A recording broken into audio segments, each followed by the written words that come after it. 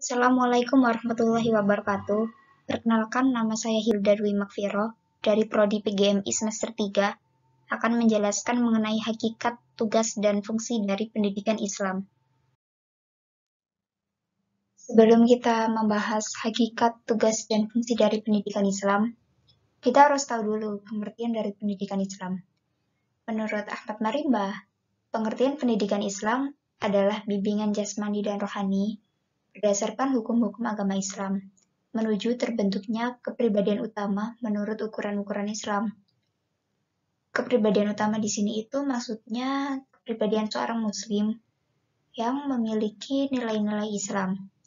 Sedangkan menurut Mustafa Al-Gulayaini, pendidikan Islam adalah menanamkan akhlak yang mulia di dalam jiwa anak dalam masa pertumbuhannya dan menyiraminya dengan air petunjuk dan nasihat, sehingga akhlak itu menjadi salah satu kemampuan atau meresap dalam jiwanya, kemudian buahnya berwujud keutamaan, kebaikan, dan cinta bekerja untuk kemanfaatan tanah air.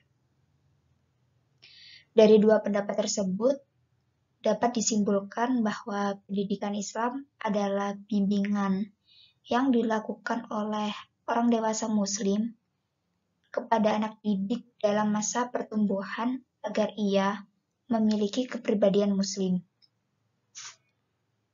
Jadi dapat dikatakan bahwa filsafat pendidikan Islam itu adalah upaya seseorang yang berpikir secara serius dan mendalam untuk perubahan lebih baik yang berlandaskan Al-Quran dan hadis. Pada hakikatnya, pendidikan Islam ini bersumber pada ajaran-ajaran Islam, yakni Al-Quran dan hadis, yang terbagi lagi dalam bidang pendidikan muamalah, yaitu kegiatan bermasyarakat menurut syariat Islam. Contohnya nih, kayak saling tolong-menolong, saling menghargai antar sesama, saling menjaga sopan santun, dan berbuat baik kepada tetangga. Jadi, dapat disimpulkan bahwa hakikat pendidikan Islam itu usaha seorang Muslim yang mengarahkan dan membimbing anak didik melalui ajaran Islam ke arah titik maksimal pertumbuhan dan perkembangannya. Ada dua pendapat dalam tugas pendidikan Islam. Yang pertama, menurut Ibnu Taimiyah, dan yang kedua, menurut Arifin. Kalau menurut Ibnu Taimiyah, tugas pendidikan Islam itu bertumpu pada dua aspek, yakni pendidikan tauhid dan pendidikan pengembangan tabiat peserta didik. Pendidikan tauhid ini dilakukan dengan pemberian pemahaman terhadap dua kalimat syahadat, pemahaman terhadap jenis-jenis tauhid seperti ketundukan, kepatuhan, dan keikhlasan menjalankan Islam, dan menghindarkan dari segala macam kemusyrikan. Sedangkan pendidikan pengembangan tabiat peserta didik adalah mengembangkan tabiat agar mampu memenuhi tujuan penciptaannya, yaitu beribadah kepada Allah dan menyediakan bekal untuk beribadah.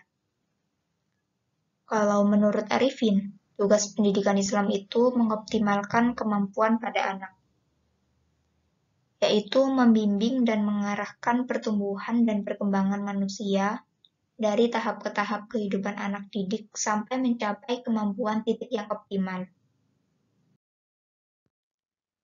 Adapun fungsi dari pendidikan Islam adalah menyediakan segala fasilitas yang dapat memungkinkan tugas-tugas pendidikan Islam tersebut dapat tercapai dan berjalan dengan lancar. Penyediaan fasilitas ini mengandung arti dan tujuan yang bersifat struktural dan institusional.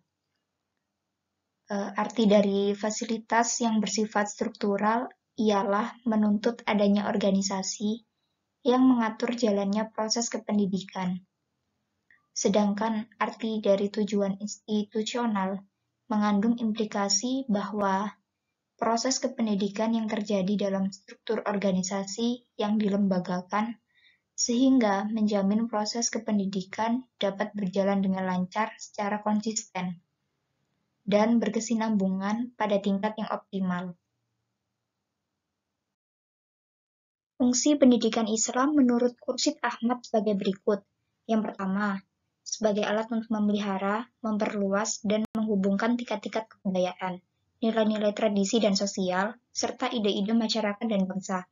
Yang kedua, sebagai alat untuk mengadakan perubahan, inovasi dan perkembangan yang secara garis besarnya melalui pengetahuan dan skill yang baru ditemukan, dan melatih tenaga-tenaga manusia yang produktif untuk menemukan perimbangan perubahan sosial dan ekonomi. Sekian dari saya, kurang lebihnya saya mohon maaf. Wassalamualaikum warahmatullahi wabarakatuh.